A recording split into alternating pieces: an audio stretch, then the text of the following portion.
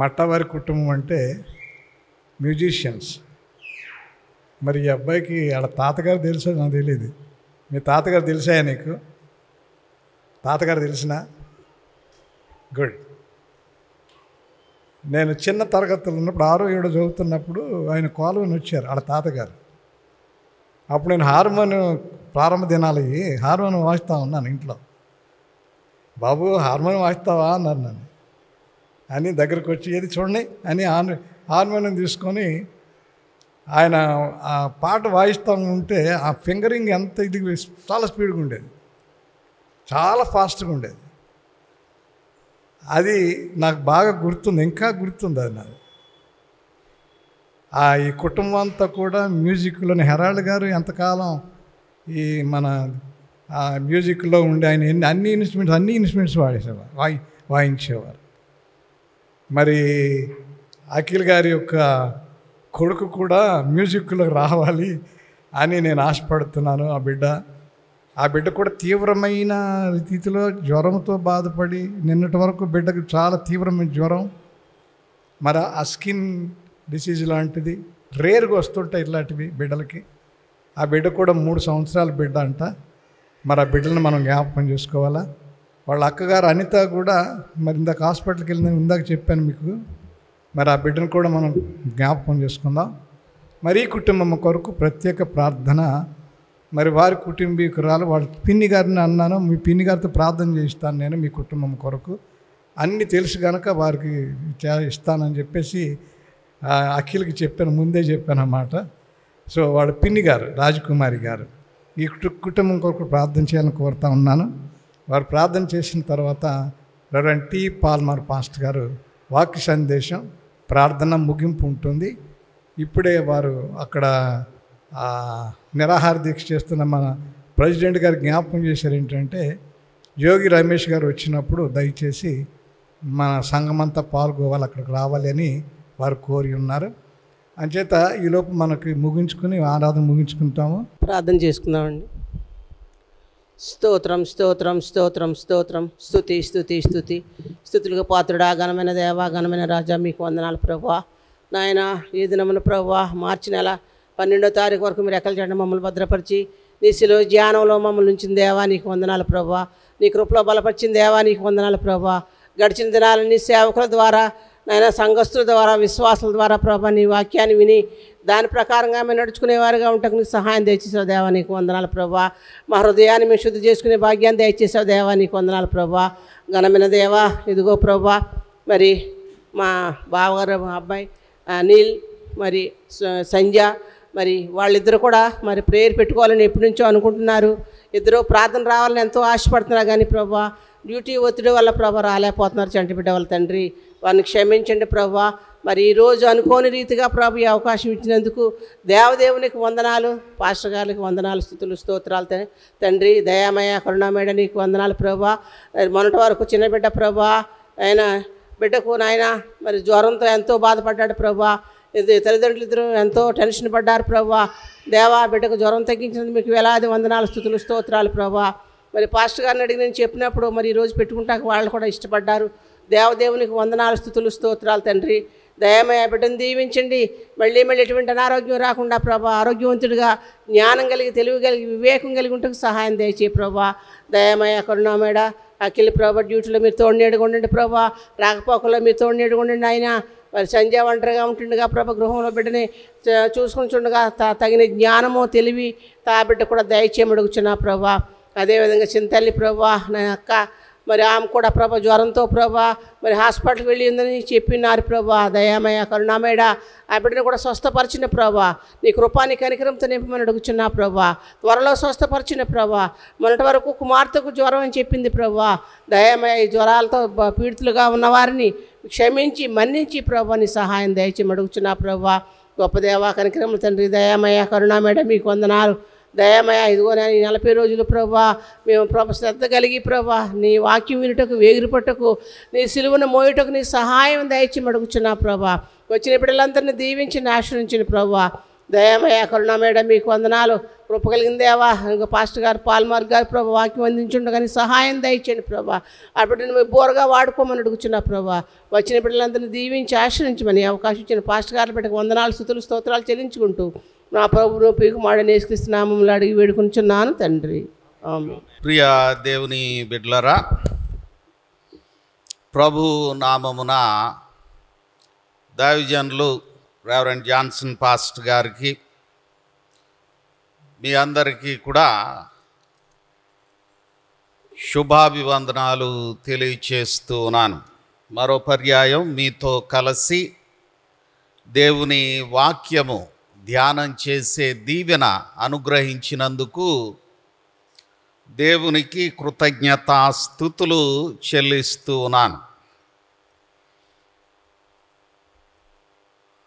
ఈరోజు మంచి అంశము మన ఎదుట దేవుని దాసులచే ఉంచబడింది. ప్రభు ప్రశ్నకు వాళ్ళు నిరుత్తరులయ్యారు. ప్రభువు ప్రశ్నలకు తప్పించుకోలేని స్థితి. చాలాసార్లు జరుగుతున్న విషయాలను బట్టి, పరిస్థితులను బట్టి దేవుణ్ణి ఒప్పుకొని దేవునిలోనికి రావాలి, ప్రభువును హత్తుకోవాలి. కానీ మానవుడు ఏం చేస్తాడంటే ఏదో ఒక అనుమానమో ఓ ప్రశ్నో వేసి ఆ నిర్ణయాన్ని తప్పించుకుంటూ ఉంటాడు. ప్రభు నువ్వు వచ్చి నన్ను వెంబడించు అన్నాడు ఒక యవనస్తుణ్ణి.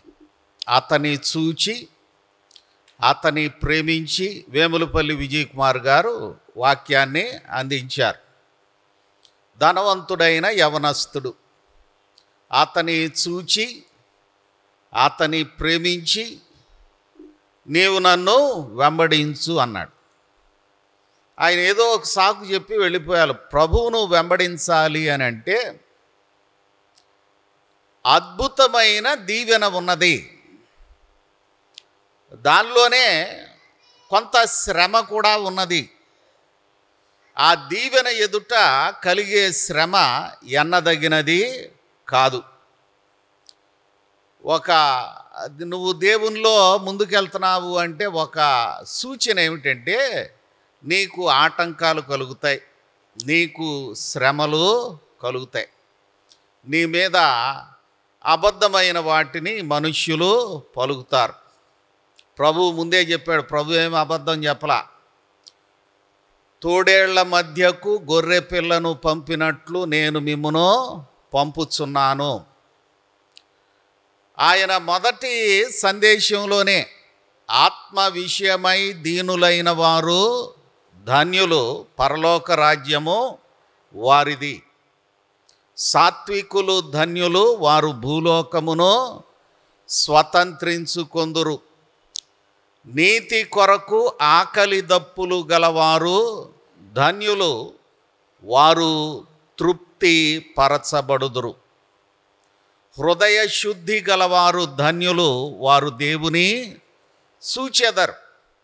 కొన్నిసార్లు ఈ లోకము కుతంత్రమైన తెలివితేటలు ప్రదర్శిస్తూ ఉంటుంది. నిర్మలత్వాన్ని ఒప్పుకోదు.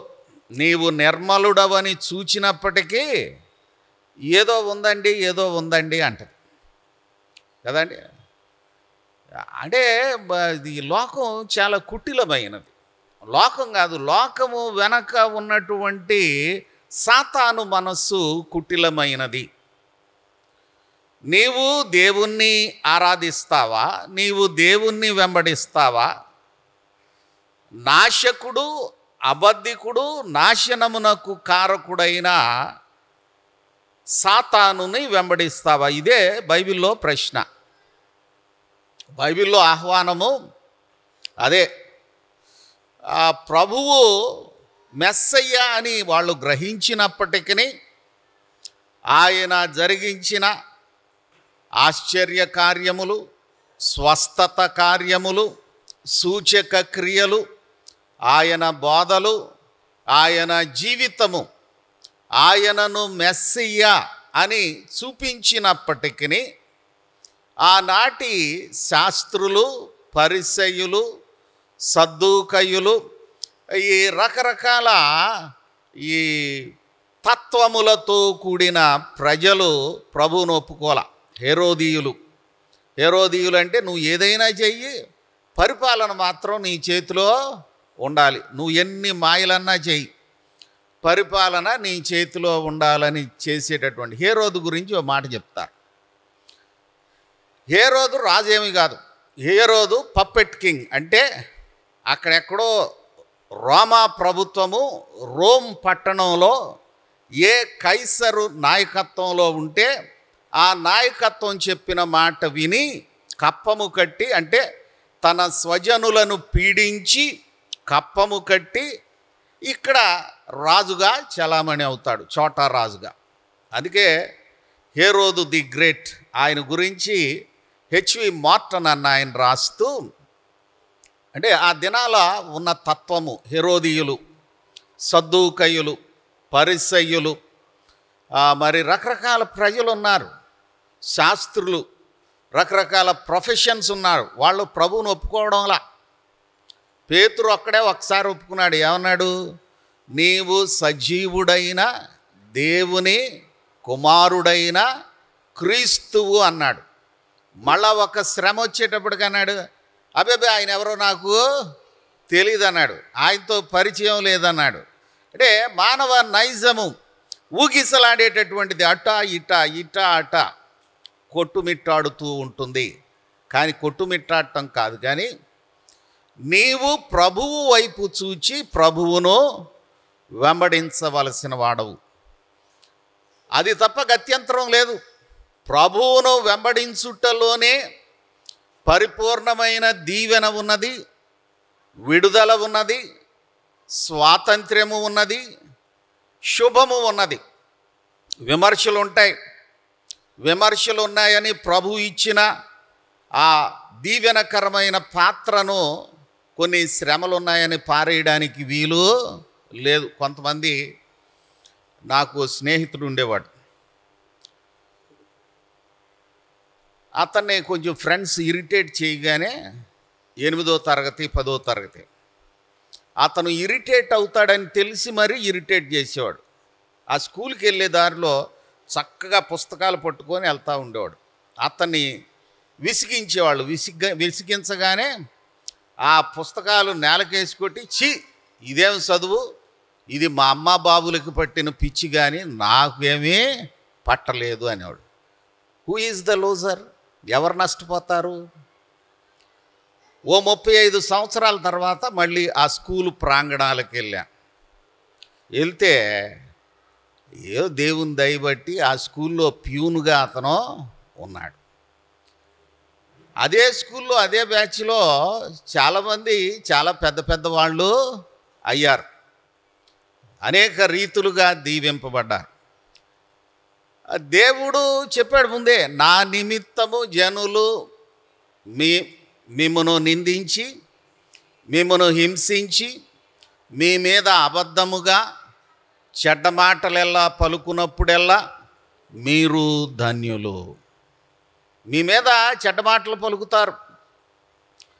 మీరు దేవుని పని అని ఆ అడుగులు వేస్తూ ఉంటే దానిని నిందించడానికి, పరిహసించడానికి, దానిని ఆపు చేయడానికి, మిమ్మను హింసించడానికి అనేక మంది అనేక మాటలు మాట్లాడతారు. మీరు వాళ్ళ మాటలు వింటారా?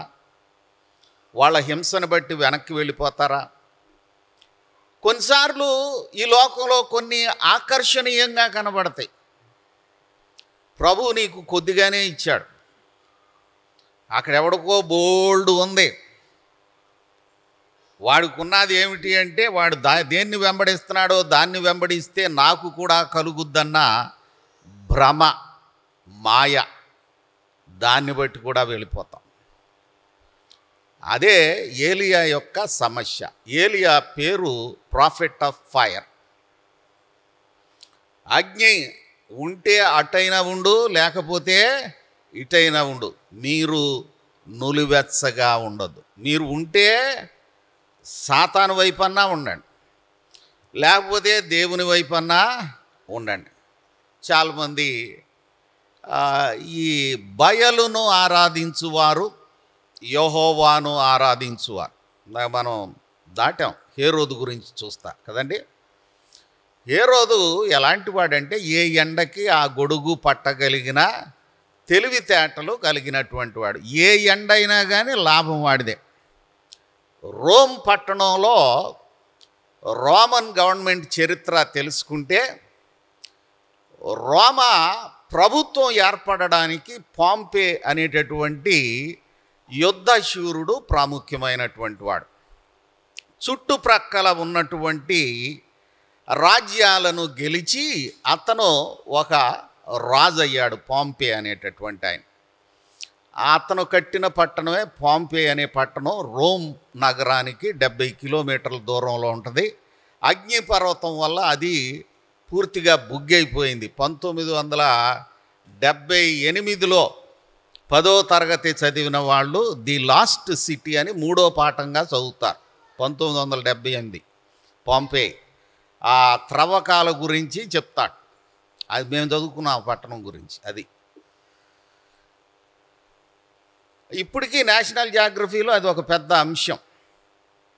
ఆ పాంపే అనే వాడిని చంపేసి చక్రవర్తి అయ్యాడు జూలియస్ సీజర్. జూలియస్ సీజర్ అనేటటువంటి షేక్స్పియర్ రచించిన డ్రామా చరిత్ర మీరు చదివితే, ఇంగ్లీష్ చదివే వాళ్ళకి షేక్స్పియర్ డ్రామా ఒక సబ్జెక్టుగా ఉంటుంది.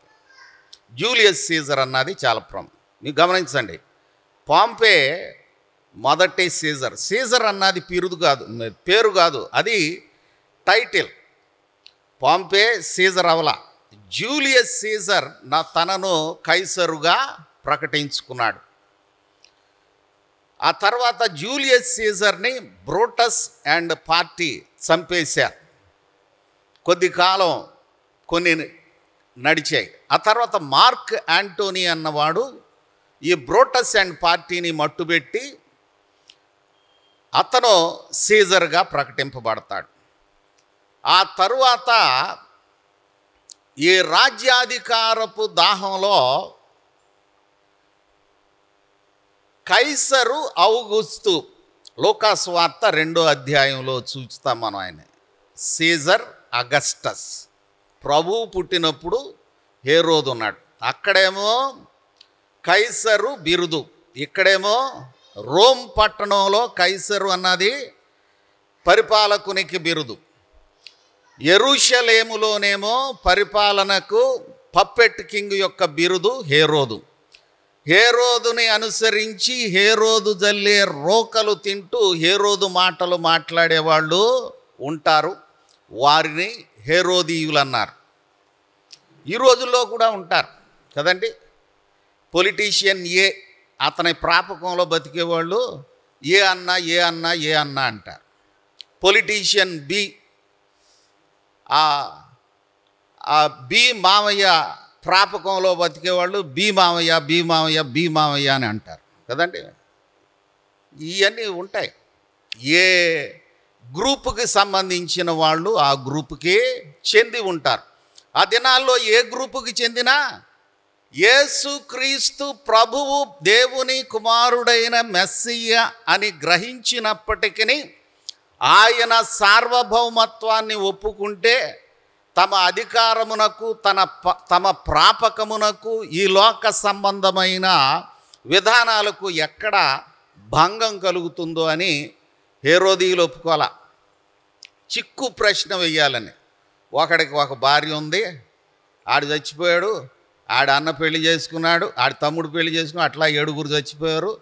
పునరుత్థానంలో ఎవడి భార్య అవుద్ది ఆమె? ఆ ప్రశ్న ఎవరిది? సద్దూకయ్యింది. ఎందుకంటే వాళ్ళు పునరుత్థానమో నమ్మరు.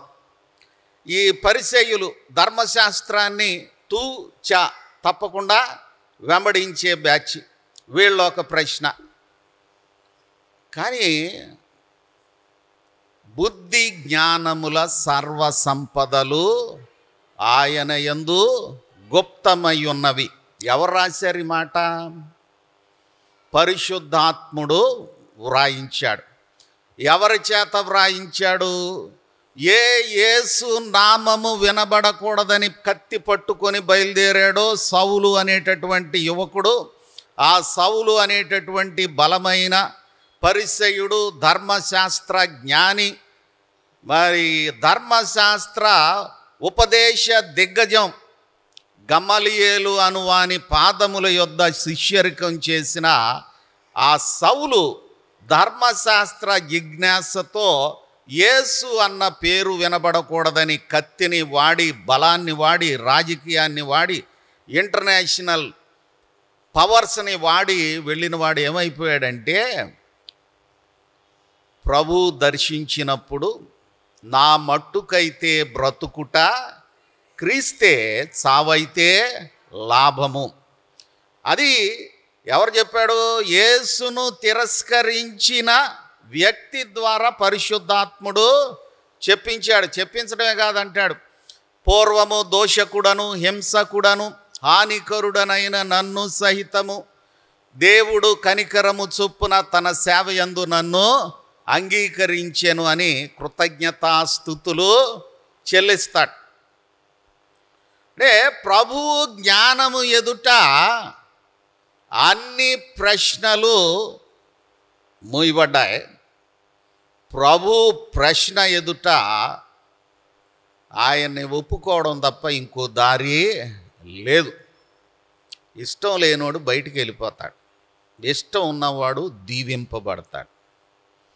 గోధుమలు కొట్టులోనికి, పొట్టు అగ్గిలోనికి వేయబడతాం. మరి అది పూర్వకాలం నుండి జరుగుతూ ఉంది. It's continuing story. మనం కళ్ళు తెరిచి చూస్తే ప్రభువును అంగీకరించిన వాడు దీవింపబడుతూనే ఉన్నాడు. దీవింపబడటం అంటే ఆడు పట్టుకున్నదల్లా బంగారం అయిపోద్దని కాదు, శ్రమలు ఉండవని కాదు, వాడికి సౌఖ్యాలే ఉంటాయని కాదు, వాడికి జబ్బులు ఉండవని కాదు. పౌలుకు కూడా పౌలు గారు ప్రార్థన చేసి జేబు రుమాలు ఇస్తే ఆ జేబు రుమాలు తీసుకెళ్ళి జబ్బుగా ఉన్న వాళ్ళ మీద పెడితే ఆ జబ్బుల నుండి వాళ్ళు విడుదల పొందినంత శక్తి కలిగిన వాడు. స్వస్థత శక్తి, ప్రార్థనా శక్తి, దేవుని ఆత్మశక్తి కలిగిన వాడు భక్తుడైన పౌలు. కానీ ఆయనకి వ్యక్తిగతంగా ఒక సమస్య ఉన్నది.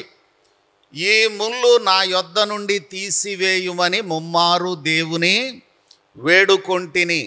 కానీ ప్రభు అన్నాడు, ఆ ముళ్ళు ఉంటే ఉండని, నా కృప నీకు సాలును, నా కృప నీకు సాలును.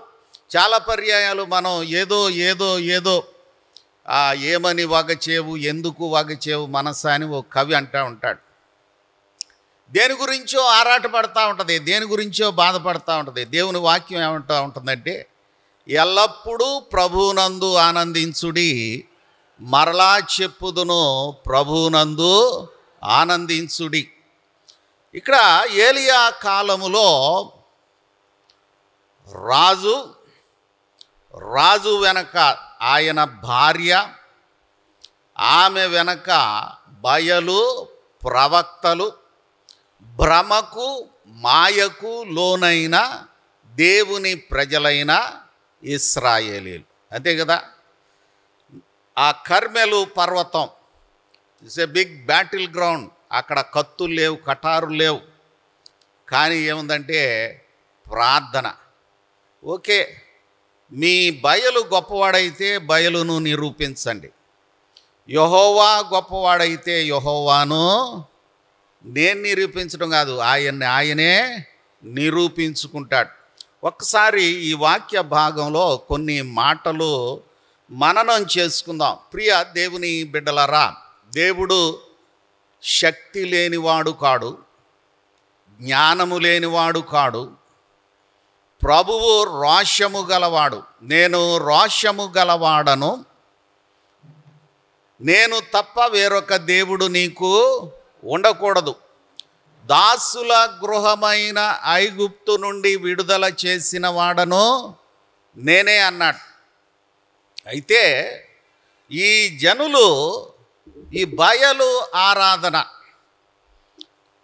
యేసు ప్రభు మత్తయి సువార్త 6వ అధ్యాయంలో ప్రభువారు అంటారు, ఎవడును సిరికిని దేవునికిని రెండింటికి దాసుడు కానేరడు.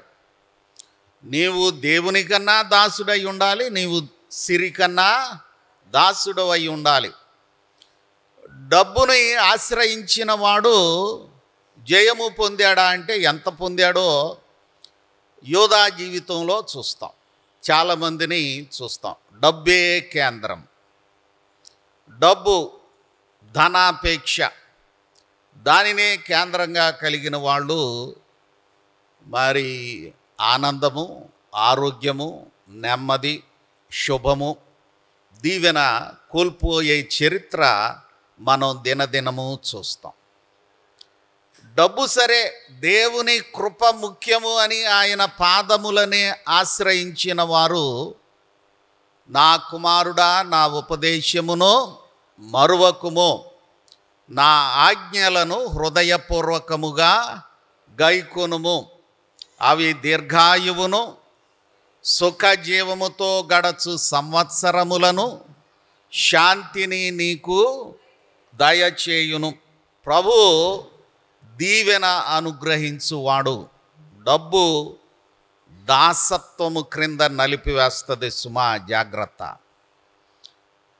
డబ్బు ఈరోజు ఇటు వస్తుంది, అటు వెళ్ళిపోద్ది. దేవుని కృప నిలిచి ఉంటుంది. దేవుని కృపను ఆశ్రయించిన బిడ్డలకు ఆ దీనత్వంలో కూడా, ఆ కరువు కాలమంతటిలో ఆ బుడ్డెలో నూనె అయిపోలేదు, ఆ తొట్టిలో పిండి అయిపోలేదు. ఆ కరువు కాలంలో చచ్చిపోయిన గొప్పోళ్ళు చాలామంది ఉండుంటారు. జీవమరణములు దేవుని వశము కానీ డబ్బు వశము కాదు సుమా. అందుకే దేవుణ్ణే ఆరాధించాలి. డబ్బు బలమైందా? దేవుడు బలం. డబ్బు లేకపోతే పనులు జరగవు, ఖచ్చితమే. కానీ దేవుని కృపను దేవుని బిడ్డలు జ్ఞానం కలిగి ఆశ్రయించాలి. ఏలియా అక్కడ ప్రార్థన చేస్తాడు. అక్కడ ఒక సెటప్, ఒక ఏర్పాటు చేయబడింది. దహన బలి. వాళ్ళు బయలు ప్రవక్తలు 400 మంది చాలా చేశారు. ఏలియా అంటాడు, నిద్రపోతున్నాడేమో మేల్కొల్పండి, అది చేయండి ఇది చేయండి అంటాడు.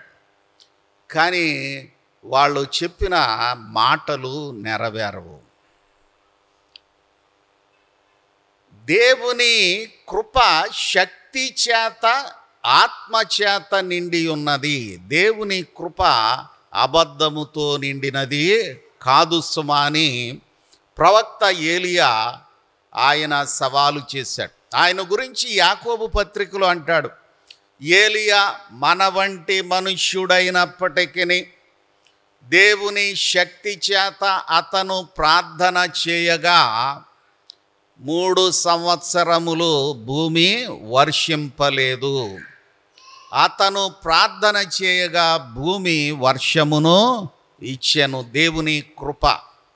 ఇక్కడ రాజులు 18 మొదటి గ్రంథము 18వ అధ్యాయం 36-37లో ఆ డ్రామా అంతా మనకి గమనించడానికి సమయం చాలదు. ఇంటికి వెళ్ళి ఆ అధ్యాయాలు చదవండి, చాలా దీవెన కలుగుతుంది. ఆ సెటప్ అంతా చేసి నీళ్లు పోసిన తర్వాత ఏదైనా అంటుకుంటుందా? ఇదివరకు కట్టెల పొయ్యి వెలిగించేవాళ్ళు. ఆ పొయ్యి వెలిగించడానికి ఒక్కోసారి పక్కన ఉన్న న్యూస్ పేపర్ ఏదో ముందు వెలిగించి దాన్ని పెట్టేవాళ్ళు కట్టెల కింద. ఆ పేపర్ తడిసి ఉందనుకోండి, అది అంటుకుంటుందా? ఆ పుల్లలు కొంచెం చెమ్మబారి ఉన్నాయి అనుకోండి, అంటుకుంటుందా? ఎందుకు మీరు దినదినము వాడే గ్యాస్ లైటర్ మీదే కొంచెం నీళ్లు పడి చెమ్మ ఉంటే ఆ స్పార్కు రాదు. గ్యాస్ పొయ్యి కూడా ఆ లైటర్ వల్ల ఎలగదు. అలాంటిది అతను అదంతా నీటితో నింపిన వాడై ఉన్నాడు. నింపి అక్కడ ది లార్డ్ ఆఫ్ హోస్, సైన్యములకు అధిపతి అయిన యెహోవా, అసాధ్యములను సుసాధ్యము చేయగలిగిన వాడు. అక్కడ ఏమీ లేని పరిస్థితుల్లో నుండి రమ్మన్నట్టుగా పిలువగలిగిన శక్తిమంతుడైన ప్రభువు. భూమి నిరాకారముగాను శూన్యముగాను ఉండెను. అగాధ జలములపై ఆయన ఆత్మ అల్లాడుచుండెను. వెలుగు కమ్మని పలుకగా వెలుగు కలిగెను. నీ బ్రతుకులో చీకటి బారిన మసిబారిన నీ పరిస్థితుల్లో దేవుని వెలుగు, దేవుని నడిపింపు ఉండాలంటే, ఆ పునరుత్థాన బలము ఉండాలంటే ప్రభువు స్వరము నీవు వినాలి, లోబడాలి, తెలుసుకోవాలి, దీవింపబడాలి. 36వ వచనంలో ఆ 35 చివరి భాగం, మరియు అతడు కందకమును నీళ్లతో నింపెను. 36వ అధ్యాయం 36వ వచనం మధ్య నుండి చదువుతున్నాను. ఆయన ప్రార్థన, యెహోవా, అబ్రహాము, ఇస్సాకు, ఇశ్రాయేలు దేవ. చూడండి, అబ్రహాము, ఇస్సాకు, ఇశ్రాయేలు దేవ. యాకోబు అంట్ల, యాకోబేమో కొంచెం మాయల మరాఠీ జీవితానికి గుర్తుగా ఉంది. ఇశ్రాయేలేమో యబ్బోకు రేవు దగ్గర దేవునితో పెనుగులాడి దేవుని చేత స్పృశింపబడిన వ్యక్తికి గుర్తుగా ఉంది. ఒక్కొక్కసారి దేవుని వాక్యంలో ఒకరిని సూచించడానికే డిఫరెంట్ పదాలు వాడతాడు. ఓ ఇశ్రాయేలు వినుము, ఓ యాకోబు వినుము అంటాడు. నువ్వు మాయల మరాఠీ పనుల్లో ఉన్నా, నీవు ప్రభు యొక్క సంకల్పమును వెంబడించడానికి సిద్ధంగా ఉన్నా, నీవు చేయవలసింది ఏమిటంటే, మనం చేయవలసింది దేవుని స్వరము విని లోబడుట. అబ్రహాముకు శ్రమలు కలిగినాయి, దేవుడు విడుదల చేశాడు. ఇస్సాకుకు శ్రమలు కలిగినాయి, దేవుడు విడుదల ఇచ్చాడు. యాకోబుకు కలిగినాయి, దేవుడు విడుదల ఇచ్చాడు. వాళ్ళు అనుభవించి ఉన్నారు. యెహోవా దయాళుడని రుచి చూచి అనుభవించి ఉన్నారు. ఇదేమి బిల్టప్ స్టోరీ కాదు.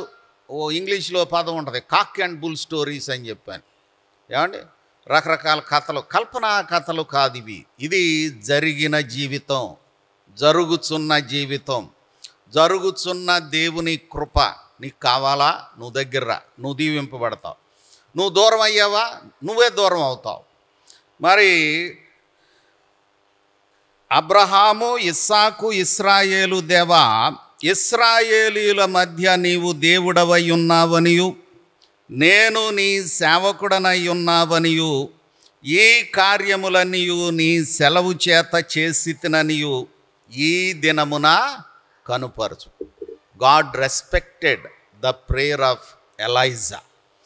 ఏలియా ప్రార్థనను దేవుడు అంగీకరించాడు. అక్కడ ప్రజలందరూ ఏమన్నారంటే 37వ వచనంలో, 38వ వచనంలో ఆ అద్భుతం జరిగినప్పుడు 39వ వచనంలో అంటారు, అంతటా జనులందరూ దాన్ని చూచి సాగిలపడి యెహోవాయే దేవుడు, యెహోవాయే దేవుడు అని కేకలు వేసిరి. జనుల కేకలు విచిత్రమైనయండి.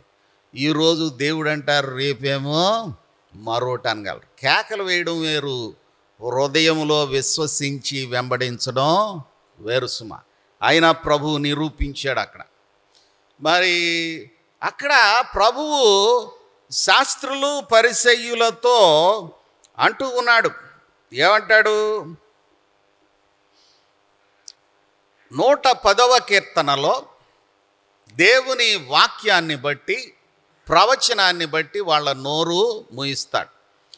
అక్కడ మరి గమనించినట్లయితే 110వ కీర్తన 1వ వచనం, ప్రభువు నా ప్రభువుతో సెలవిచ్చిన వాక్కు, నేను నీ శత్రువులను నీ పాదములకు పీఠముగా చేయు వరకు నా కుడి పార్శ్వమున కూర్చుని. అంటే ప్రభువు నా ప్రభువుతో సెలవిచ్చిన వాక్కు. ఇది దావీదుతో మాట్లాడారు అని చెప్పని వాళ్ళు అనుకుంటారు. పరిసయ్యులు దావీదుని తన పక్కన కూర్చోబెట్టుకుంటాడు ఆ దేవుడు. కూర్చోబెట్టుకునే పద్ధతి ఉంది, కానీ ప్రభువు నా ప్రభువుతో సెలవిచ్చినవా, నీ శత్రువులను నీ పాదపీఠముగా చేయు వరకు నా కుడి పార్శ్వమున కూర్చుండుము. ఇదంతా కూడా ఈ కీర్తన, దీన్ని మెస్సియానిక్ హిమ్ అన్నారు. హీబ్రూ పరిసయ్యులు, శాస్త్రులు, గమాలియేలు గారు, వీళ్ళందరూ కూడా ఇది మెస్సియ కీర్తన. బైబిల్లో కొన్ని కీర్తనలు ఉంటాయి. మెస్సియ వివాహ గీతిక కీర్తన 45 కదండి. రాజు నీ సౌందర్యమును కోరుచున్నాడు అని పెళ్ళిళ్ళలో చదువుతూ ఉంటారు. అది యాక్చువల్గా it's a messianic him. The bride is the country of Israel. మరి నూతన యెరూషలేముగా సంఘము పెండ్లి కుమార్తె అయి ఉన్నది. ఇది ఇట్స్ ఏ వార్ఫేర్ మూడ్లో ఉన్నటువంటి మెస్సియానిక్ హిమ్ ఇది. అందుకే చూడండి, ఆఖరి వచనం, 6వ వచనం, అన్యజనులకు ఆయన తీర్పు తీర్చును, దేశము శవములతో నిండియుండును, విశాల దేశము మీది ప్రధానుని ఆయన నలగగొట్టును, మార్గమున ఏటి నీళ్లు పానము చేసి ఆయన తల ఎత్తును. అంటే విక్టోరియస్ మెస్సియ, ఆ యుద్ధాన్ని గెలిచి ఆ జయ సంకేతముగా వెళుతూ ఆ నీళ్లు త్రాగిన వాడై ఉన్నాడు. వార్ఫేర్ ఉన్న స్థితి. నేను నీ శత్రువులను నీ పాదములకు పీఠముగా చేయు వరకు నా కుడి పార్శ్వమున కూర్చును. ఈ మాటలు దేవుడైన యెహోవా కుమారుడైన మెస్సయ్యతో ప్రభు అయిన యేసుక్రీస్తు వారిని గూర్చి చెప్పాడు సుమా, మీరు గ్రహించాలి అంటాడు. ప్రభువును గూర్చి అనేక సాక్ష్యములు ఇవ్వబడ్డాయి. ఆ యోహాను, బాప్తిస్మిచ్చు యోహాను గారు కూడా అంటాడు, ఇదిగో లోక పాపమును మోసుకొని పోవు దేవుని గొర్రెపిల్ల, ఆయన చెప్పుల వారును విప్పుటకైనను నేను యోగ్యుడను కాను, నేను నీళ్లలో బాప్తిస్మమిచ్చుచున్నాను, రాబోవువాడు అగ్నిలోను ఆత్మలోను బాప్తిస్మమిచ్చును. అన్నీ విన్నప్పటికీ కూడా they were driven not to believe.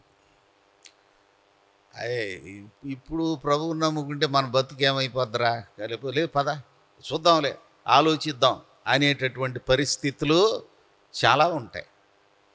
కానీ ప్రభువు ప్రశ్న వేస్తే ఆ ప్రశ్న ఎదుట నీవు నేను అందరము నిలబడవలసిందే.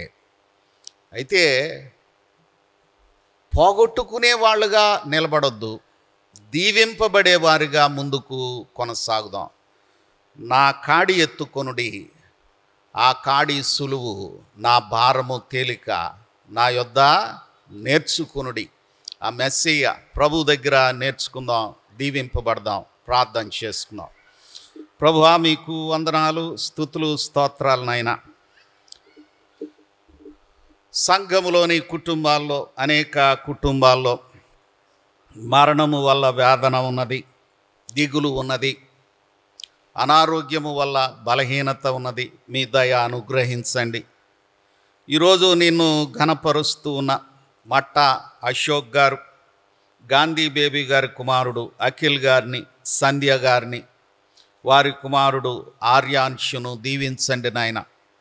ఆ కుటుంబంలో ఆర్థిక అభివృద్ధిని, ప్రతి విధమైన కృపను ఇవ్వండి.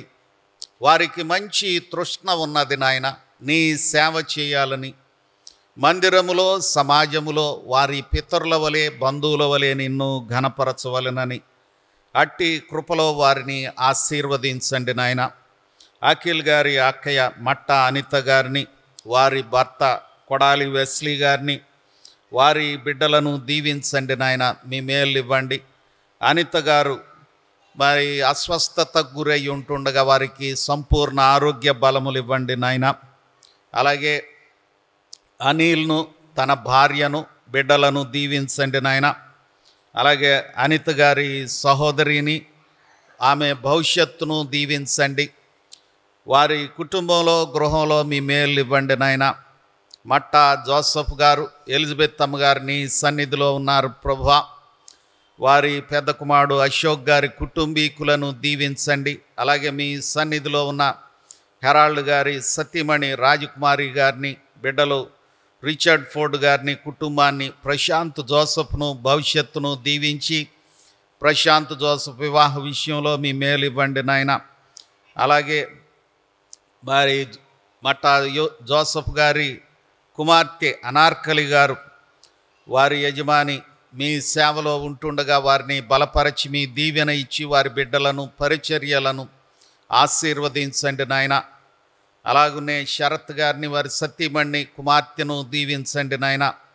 సంగీత సంబంధమైన సేవల్లో నిన్ను ఘనపరిచిన రాజ్కుమార్ గారు, వారి సతీమణి నళిని గారు, వారి కుమారుడు సన్ని మీ సన్నిధిలో ఉంటుండగా సన్ని భార్య సుందరిని, బిడ్డలను దీవించండి నాయన.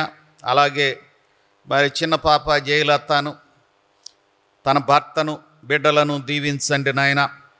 ప్రభువా నీ కృపా కటాక్షములు సంఘములోని కుటుంబాల్లో ఇవ్వండి నాయన. మరి వేపూరి ఎజ్రా గారి సతీమణి, వేపూరి ఇస్రాయేల్ గారి సతీమణి మంజుషా గారి తల్లి, మా సహోదరి ఝాన్సీ గారు, కాటూరి చంద్రబోస్ గారి అక్కయ్య నీ సన్నిధికి పిలువబడి ఉంటుండగా రేపు ఉదయం గండిగుంట వారి నివాసము నుండి ముదునూరు వారి దేహమును తీసుకొని వెళ్ళి అక్కడ భూస్థాపన ఆరాధనలో నిన్ను ఘనపరచనై ఉంటుండగా ఆ కార్యముల్లో నీ దీవెన, నెమ్మది, మేలు, సమాధానము, ఆదరణ ఇవ్వండి నాయన. బండి ఆర్చిబాల్డ్ గారి చెల్లి గారు డోరతీ గారి భర్త విజయ్ కుమార్ గారు మీ పిలుపు అందుకొని ఉంటుండగా ఈరోజు వారి స్వస్థలంలో జరిగిన భూస్థాపన ఆరాధనలో మీ కృప ఇచ్చి ఉన్నారని నమ్మి మిమ్మను స్తుతిస్తూ ఉన్నాం. ఆ బిడ్డలను బలపరచండి. డోరతీ గారికి ఆరోగ్యము, క్షేమము ఇవ్వండి నాయన. ఆర్చిబాల్డ్ గారిని, రేచల్ కుమారి గారిని, బిడ్డలను బలపరచండి. విజయ్ కుమార్ గారి కుమారులిద్దరినీ, వారి కుటుంబములను మీ కృపలో బలపరచండి నాయన. అలా తమ ప్రియులను పోగొట్టుకొని వేదనలో ఉన్న కుటుంబాల్లో పునరుత్థాన కృపను, బలమును ఇవ్వండి నాయన. వేపూరి జార్జ్ ముల్లర్ గారికి ఆరోగ్య బలములు ఇచ్చి దీవించండి ప్రభువా. ఇక్కడ మీ మందిరంలో ఉన్న ప్రతి బిడ్డను దీవించండి. మరి ఈరోజు ప్రత్యేక రీతిని స్థానిక ప్రభుత్వ నాయకులు మరి సంఘ అవసరతలను గూర్చి స్పందించి నిన్ను ఘనపరుస్తూ ఉండగా వారిని దీవించండి. జోగి రమేష్ గారికి, వారి బృందమునకు నెమ్మదిని, ఆదరణను, మరి ప్రతి విధమైన మేలును ఇచ్చి ఆశీర్వదించండి నాయన. ఈ రాష్ట్ర ముఖ్యమంత్రి గారిని, కుటుంబీకులను, మంత్రివర్యులను, అధికారులను దీవించండి నాయన. కొన్ని వారముల్లో దేశము, రాష్ట్రములు ఎన్నికలకు వెళుతూ ఉన్నప్పుడు మీ దయను ఇచ్చి రాజ్యాంగ విలువలతోనూ మీ కృపతోనూ దేశ పాలన ఉండునట్లు మేలు కలుగచేయండి ప్రభువా. మీ మందిరంలో ఉన్న ప్రతి బిడ్డను పేరు పేరున దీవించుమని, ఈ సంఘమును నీ కృప చొప్పున దీవించుమని ప్రార్థిస్తున్నాం. సమాధుల భూమి అన్యాక్రాంతమైన ఆక్రమణలకు గురి అయిన పరిస్థితుల్లో అవి మెయింటైన్ చేయబడడానికి సంఘ నాయకులు, ఆయా సంఘముల నాయకులు, ఆయా సంఘముల కాపరులు ముందుకు వచ్చి నిర్వహిస్తూ ఉన్న శిబిరంలో మీ దీవెన ఇచ్చారు. వందనాలు. ఇక ముందు కూడా మీ కృప నడిపింపు ఇవ్వండి నాయన. మేలైన ఆలోచనలతో ఉయ్యూరు క్రైస్తవ సమాజమును దీవించండి. కృపగలిగిన పరిస్థితులు ఇవ్వండి నాయన. మీ మందిరంలో ఉన్న ప్రతి బిడ్డను పేరు పేరున దీవించుమని, కృపా కటాక్షములు ఇమ్మని, రేపు జరుగు ప్రార్థన కూడికలోను మరి ఈ 40 రాత్రులు జరుగుతూ ఉన్న శిలువ ధ్యానముల్లోనూ, శుభ శుక్రవారం కార్యక్రమాల్లో, పునరుత్థాన పండుగ కార్యక్రమాల్లో, అలాగునే మరి శ్రమల వారం కార్యక్రమాల్లో అనేక మంది నిన్ను హత్తుకొని నిన్ను బహిరంగంగా ప్రభువుగా, రక్షకునిగా స్వీకరించుటకు దీవెన ఇవ్వండి నాయన. నీవు ప్రశ్న వేసినప్పుడు నిరుత్తరుడువై నిన్ను ప్రభువుగా ఒప్పుకొని దీవింపబడు విధానంలో బిడ్డలు ఉండుటకు మీ మేలు ఇవ్వండి. సంఘములోని యవన బిడ్డలందరినీ పేరు పేరున దీవించండి నాయన. ఈ సంఘమును మీ కృప చొప్పున బలపరచుమని, పరిచర్యల యందు పెంపొందింప చేయమని ప్రభు యేసు నామమున వేడుకొనుచున్నాము తండ్రి. ఆమెన్. పరలోకమందున్న మా తండ్రి, మీ నామం పరిశుద్ధపరచబడును గాక, మీ రాజ్యము వచ్చును గాక, మీ చిత్తం పరలోకమందు నెరవేరుచున్నట్లు భూమి యందు నెరవేరును గాక. మాకు కావలసిన అనుదిన ఆహారము నేడు మాకు దయచేయండి. మా రుణస్థులను మేము క్షమించి ఉన్న ప్రకారము మా రుణములను క్షమించండి. మమ్మను శోధ నుండి తేక కీడు నుండి తప్పించండి. రాజ్యము, బలము, మహిమ నిరంతరము మీవై ఉన్నవి తండ్రి. ఆమెన్. మన తండ్రి అయిన దేవుని ప్రేమ, ప్రభు అయిన యేసుక్రీస్తు కృప, పరిశుద్ధాత్ముని ఆదరణ ఇక్కడ కూడి ఉన్న మనందరికీ, మరి సమాధుల భూమి పరిరక్షణ శిబిరములో శ్రమిస్తూ ఉన్న ప్రతి బిడ్డకు, ఈరోజు పలహారం అందిస్తూ ప్రభువును ఘనపరుస్తూ ఉన్న మట్ట అఖిల్ సంధ్య దంపతులకు, అనిత వెస్లీ కొడాలి కుటుంబీకులకు, మట్ట అశోక్ గారి కుటుంబీకులకు, మరి ఝాన్సీ గారు విడిచి వెళ్ళిన కుమార్తెలు మంజుషా గారు, మరి జెస్సీ గారు కుమారుడు కిషోర్ గారికి కుటుంబములకు తోడై ఉండి ఆదరించి బలపరచును గాక. ఆమెన్.